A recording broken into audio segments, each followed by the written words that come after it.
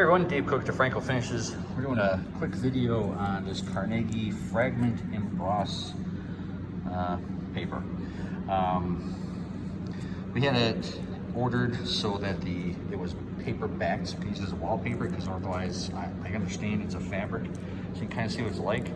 Those frays that's glued on there. Initially when we put it up, we tried to use it in our paste machine, and that did not work. Just from the time that the paper sits here between rolls, it started delaminating. So we went to just pulling each piece on the paper on the machine as we needed it. So we cut it to length, put it in the machine, and pull it out. But you can't go too many rolls ahead of yourself, because it was 5 minutes on this sheet. You can see where the backing started coming off. It's right down to almost the fabric. So you gotta be careful how long, once you paste it, that it sits. And then here was a piece we had laying out for about 20 minutes. We had it laying there because I cut the edge off, and I was gonna save this piece for a short one.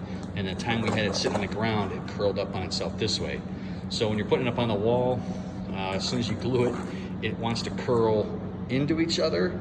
And then, just like you can see here from the roll, it doesn't want to lose its memory. It wants to stay in this pattern. So it was really hard.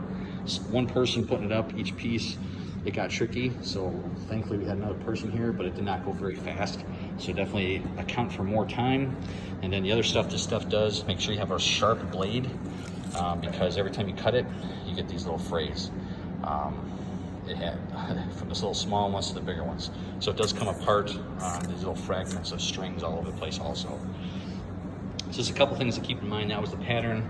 It looks easy here because we got direct overhead light, but as we put it on the wall, you know, the lighting that's in here, we didn't use another light, but you can see we got some decent light in here, but it was really hard to find patterns. You know, it's I think we found out it was like a 25 or 26 inch pattern. So it's really hard when we're doing the double cuts to make sure we had the pattern where we needed it to cut it. And of course the seams were almost right by these appliances, which is usually the case.